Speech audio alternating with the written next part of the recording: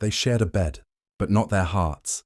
A queen lies beneath golden sheets, staring into the dark. Beside her, a king, her husband, her ruler, turns away, silent. Outside their chamber, guards stand watch. Priests whisper prayers. Courtiers wait for only one thing, an heir. They never married for love. They married for power.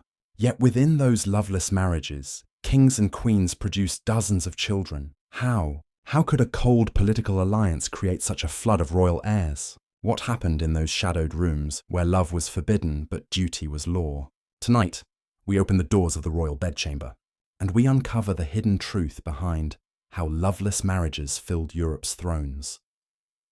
Before we begin, if you love uncovering the dark, human side of royal history, hit subscribe and join the kingdom of truth seekers. Because what you're about to hear, they never wrote in the chronicles. In the medieval world, marriage was never about love. It was about power. Every royal wedding was a battlefield dressed in silk and gold, a silent war fought with rings instead of swords. Behind the music, the feasts and the vows lay a truth the poets never sang. Marriage was warfare in disguise, a treaty written not in ink, but in blood. Kings did not marry for affection or companionship. They married for land, armies, and influence. Every bride was a political bargain, every groom a strategist. When Henry VIII took Catherine of Aragon as his queen, it was not her beauty that sealed the match, nor her kind heart. It was her kingdom. Spain's alliance was the true prize. Their marriage was a contract between nations, not souls. And when that contract failed to deliver a male heir, the same political calculation that had united them tore them apart. Love had nothing to do with it. The same story echoed across Europe. Isabella of Castile and Ferdinand of Aragon did not wed for passion. They wed for power. Their union united two rival kingdoms and forged the birth of Spain itself. It was a marriage that changed the map of Europe, but it was not born from desire. It was born from necessity. Every royal union carried a demand that was never spoken aloud, yet always understood. Produce sons, or face ruin. Queens knew it. Kings enforced it. Behind every wedding crown and every glittering ceremony was an invisible threat. Give me heirs, or you will lose everything. For the common people, marriage might have been a matter of love or survival, but for kings and queens, it was the weapon that decided the fate of empires. And in that cold calculation, hearts were the first casualties. To be a queen in the medieval world was not a privilege of beauty, nor a reward for ambition. It was a destiny carved in stone long before a woman ever sat upon the throne. Her purpose was not to rule beside her husband as an equal, but to carry his future in her womb. Her body was not her own. It belonged to the crown, to the kingdom, and to the bloodline that demanded her obedience. Every glance she received from courtiers, every whisper in the candlelit corridors of the palace carried the same question. Would she bear a son? For a queen, love, happiness, and even peace of mind were luxuries. But fertility, that was her duty, her weapon, and her only shield against oblivion.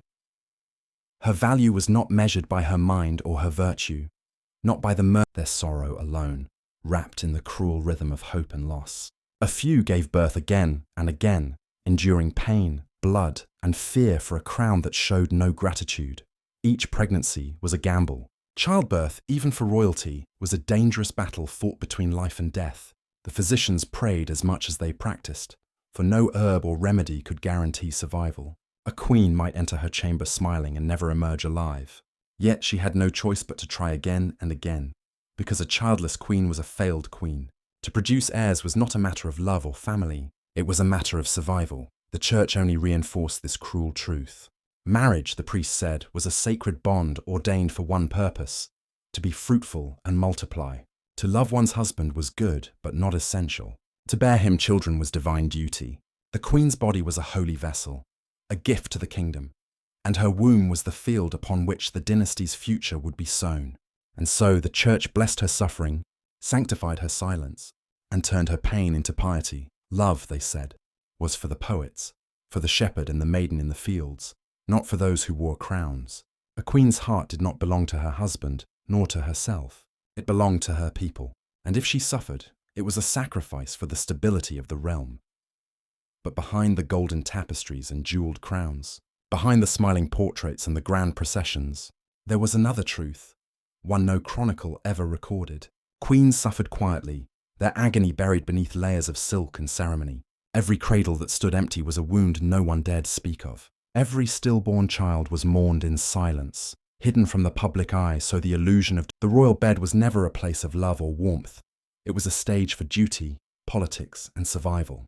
Behind the silken curtains and perfumed air, the most private act between husband and wife became a public duty, an affair of state upon which the fate of nations depended. Royal intimacy was never personal. It was a matter to be observed, discussed, and recorded. The question of whether a marriage had been consummated could determine alliances, settle disputes, or justify wars. Kings and queens were not lovers. They were instruments of lineage. Their union, a contract sealed not by affection, but by obligation. When a royal wedding took place, the ceremony did not end with the vows or the feast. The true test of the union began afterward, in the dim light of the bedchamber. As the couple entered, courtiers, priests, and sometimes even ambassadors waited outside the door, listening for the sounds that would confirm the act had been completed. In some courts, witnesses were invited to inspect the bed linens the following morning, searching for evidence of consummation to prove the legitimacy of the marriage. Imagine such a night, your wedding night, not a moment of affection or tenderness, but an event scripted for the world, with your every sigh carrying political weight. For a queen, there was no escape. It was not her choice, not her moment of love. It was her duty, performed under the silent scrutiny of an entire kingdom. Once that duty was fulfilled, the cycle began. The queen's body became the property of the dynasty, and intimacy turned into routine. For many kings, the act itself became mechanical, a duty as administrative as signing decrees or reviewing soldiers. It was scheduled by advisors, timed by physicians, and carefully noted by courtiers, whose task it was to monitor the progress of the royal succession. The queen was expected to conceive quickly.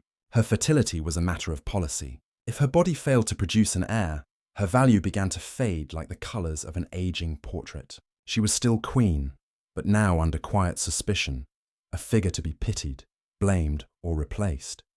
Mistresses, meanwhile, handled the pleasure that the throne denied. They offered comfort and excitement, and in some cases, they even wielded influence over the king's decisions. But they too were pawns in the same cruel game, used to satisfy desire while the queen remained confined to her sacred duty. This was the unspoken arrangement of every others faced their duty with fury rather than fear. Henry VIII of England stands as the most infamous example of a king consumed by his obsession for a male heir. Convinced it was his divine right to father a son, Henry turned his frustration into destruction, divorcing, discarding, and even executing his wives when they failed to deliver what he demanded.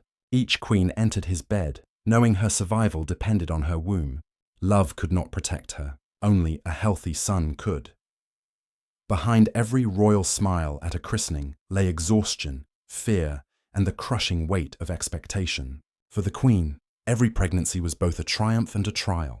Success meant temporary safety, failure meant disgrace. Courtiers celebrated her as a symbol of divine favour, yet the moment a child died, or a year passed without conception, those same voices began to whisper again. Behind every cradle stood not joy, but pressure. The hopes of nobles, the prayers of priests, the political calculations were signed and sealed before they could even speak. Their lives charted out in documents written by men they would never meet. They would one day leave their homes, their languages, and their mothers, travelling across kingdoms to marry strangers in the name of peace. Their hearts were not theirs to give. They were bargaining chips for the stability of empires. Sons, on the other hand, were raised not for affection, but for ambition. The royal nursery was not a place of comfort, it was a training ground. Tutors and generals replaced mothers and nurses.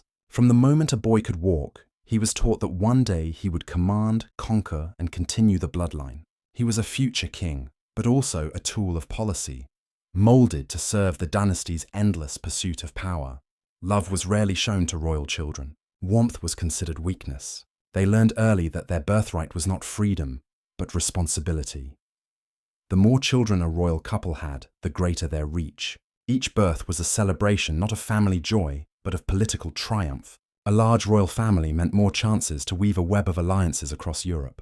Every marriage created new bonds, reduced potential enemies, and expanded influence. Kings and queens who filled their palaces with children were seen not as loving parents, but as shrewd architects of stability. Their blood became a network that tied kingdoms together, each child a thread strengthening the tapestry of power. Eleanor of Aquitaine was among the first to master this art. One of the most formidable women of her age, she understood that her womb could shape the politics of a continent. Through her children, she extended her reach far beyond her own throne. Her sons and daughters married into the royal families of England, France, and Castile, binding nations through lineage rather than warfare. Her descendants ruled across Europe, their crowns glittering proof that one woman's family could change the course of history. And then there were the Habsburgs, the undisputed masters of dynastic politics. Their empire did not rise through conquest, but through marriage. They perfected the art of, yet beneath all the ceremony and triumph there was tragedy. These children, born in gilded rooms and wrapped in velvet, were denied the simple joy of being loved for who they were. Their futures were traded long before they had a chance to dream. Their laughter filled halls where strategy reigned, their childhoods sacrificed to the ambitions of their bloodline. They were raised not to choose their destinies, but to accept them. Even in infancy, their worth was calculated. The birth of a son was celebrated with parades and prayers. The birth of a daughter, though useful, often brought quiet disappointment. But every child, boy or girl, was an asset, another piece in the kingdom's defense against uncertainty. The king's duty was to expand the realm. The queen's duty was to fill it with heirs. Together, they built a living army of offspring whose marriages would shape the balance of power across Europe. Royal couples did not produce large families out of passion or affection. They did so out of fear. Every child was insurance against extinction, a safeguard for the dynasty's survival. A single heir was too fragile a guarantee in a world plagued by disease, war, and betrayal. Many kings had half a dozen sons, not because they wanted them, but because they could not afford to lose them. Each birth was another layer of protection for the family name, another weapon in the arsenal of legacy. In the royal nursery, lullabies were replaced by lessons and tenderness by expectation. The soft cooing of a newborn was not met with joy, but with calculation. What alliance can this one forge? What crown might this one claim? The toys of royal children were miniature thrones and swords, their dreams shaped by duty. A royal cradle was never a place of innocence. It was a throne in miniature. Every child rocked to sleep beneath embroidered canopies carried the burden of nations before they could even open their eyes. And as they grew, they would learn the same truth that haunted their parents. In the world of crowns and kingdoms, love was fragile, but blood was everything. Each royal child was born not for themselves, but for the world. They were the living bridges between empires, the proof that peace could be purchased with a wedding band. And yet, behind the gold and glory, they remained what they had always been. Children who never belonged to themselves, born to serve a kingdom before they ever learned to speak its name. If the royal marriage was duty, then love lived in the shadows. Kings, bound by politics at the altar, sought warmth beyond the throne. Mistresses were not hidden. They were celebrated, adorned, and openly installed in gilded chambers of their own. Some kings even built palaces for their lovers, monuments not to marriage, but to desire. Louis XIV of France, the Sun King himself, kept so many mistresses that his court was physically divided. One wing for the queen, another for his many loves. It was a kingdom ruled as much by passion as by power. And yet the queen could not object. Her silence was expected. Her dignity demanded. As long as she fulfilled her duty, bearing heirs to secure the crown, her throne remained steady. But if she failed, if the cradle stayed empty, she began to fade from view, reduced to a ceremonial figure while other women captured the king's attention and the court's whispers. Her beauty, her intelligence, her grace, none of it mattered if she could not give the kingdom a son. For some queens, forbidden love became their quiet rebellion. They found comfort in secret letters, stolen glances, or fleeting affection with trusted courtiers. Their passion was a dangerous act, a whisper of humanity in a life ruled by duty. A single rumor could destroy them, yet they risked everything for a moment of what their crowns denied them, real love. But the throne had no patience for passion. It demanded control, obedience, and heirs. The king's bed was not a place of emotion. It was a battlefield, and in that battle love always lost. Dynasty, once again, emerged the victor. Behind the gilded walls of the palace lay a world of suffering that few ever saw. Queens, wrapped in silk and crowned with jewels, were little more than prisoners to the relentless cycle of childbirth. Many died young, their bodies weakened and their spirits shattered by the endless demand for heirs. Their beauty faded before their time, their health sacrificed on the altar of dynasty. Each pregnancy carried the shadow of death, yet retreat was never an option, because the future of the kingdom rested in their frail hands.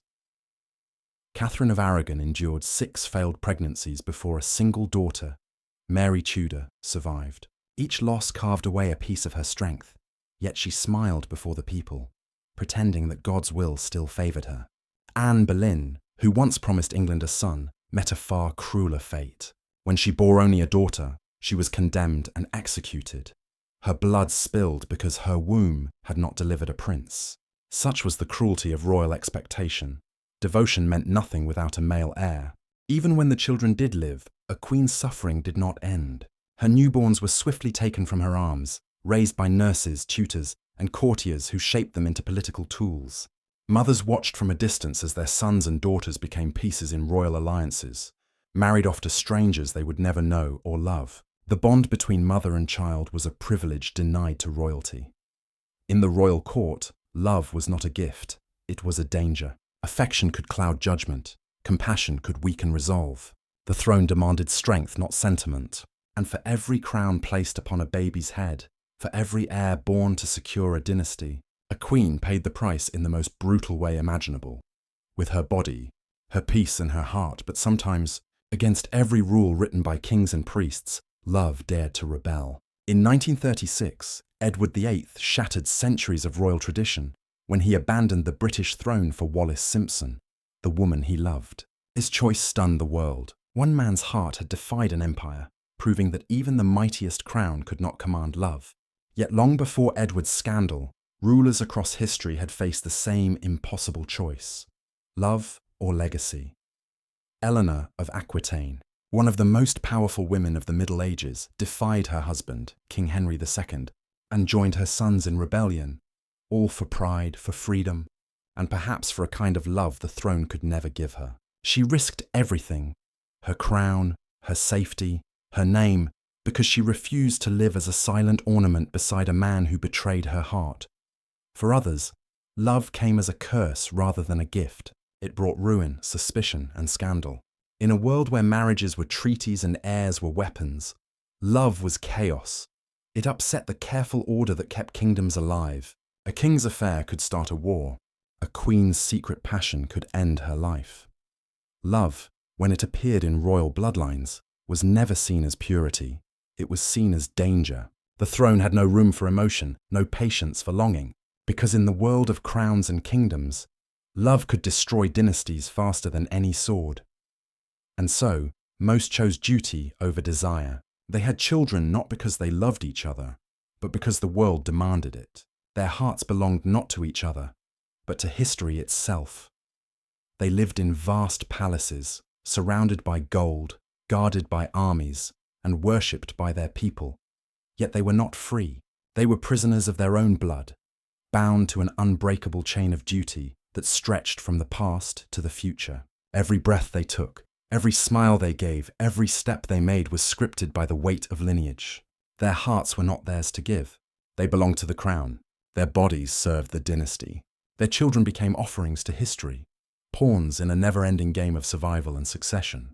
They were adored by the world, painted by the finest artists, praised by poets, but behind every portrait was a tragedy. Those serene faces, those noble eyes staring out from the canvas, concealed exhaustion, fear, and resignation. The world saw elegance and majesty. The truth was loneliness and sorrow. Their crowns glittered with jewels, but every gem carried a burden, a reminder that their happiness was the price of the kingdom's stability. So the next time you look upon a royal portrait, look closer. Look beyond the gold-threaded robes and diamond-studded crowns. Look into their eyes, and you may see it, the faint trace of fatigue, the quiet ache of a soul that longed to be free, a hidden wish for love that never came. These kings and queens who seemed to command the world were, in truth, trapped by it. Their power was an illusion, their glory a gilded cage. From birth, their fates were sealed. They were married off before they could dream, crowned before they could choose, and forced to live for others before they could live for themselves. They loved when they were told to love, bore children when they were commanded, and smiled while their hearts broke in silence. To be royal was not a blessing. It was a lifelong sentence, served behind silk curtains and marble walls. In the end, their marriages were never built on love. They were built on necessity, on the relentless drive to preserve a name, to extend a bloodline, to protect a fragile empire from collapse. Love was dangerous, emotion was weakness, and personal happiness was a price the throne could never afford. Survival demanded sacrifice, and every royal heart paid that price. They lived surrounded by servants, but were slaves to duty. They wore crowns but carried invisible chains. They ruled nations but could not command their own destinies. And though history remembers their power, it forgets their pain. The nights spent in loneliness, the children lost to politics, the hearts broken in silence. So remember this: behind every royal wedding, every smiling portrait, every story of golden reigns and grand dynasties, there was always a cost. Because in the royal world, survival was the only love that ever lasted. If you want to uncover more hidden truths, the real human stories buried beneath crowns and legends, hit subscribe, leave a comment, and join our journey through the dark, secret heart of history. Because behind every royal marriage lies a truth far more human, far more painful, and far more real than the fairy tales ever dared to tell.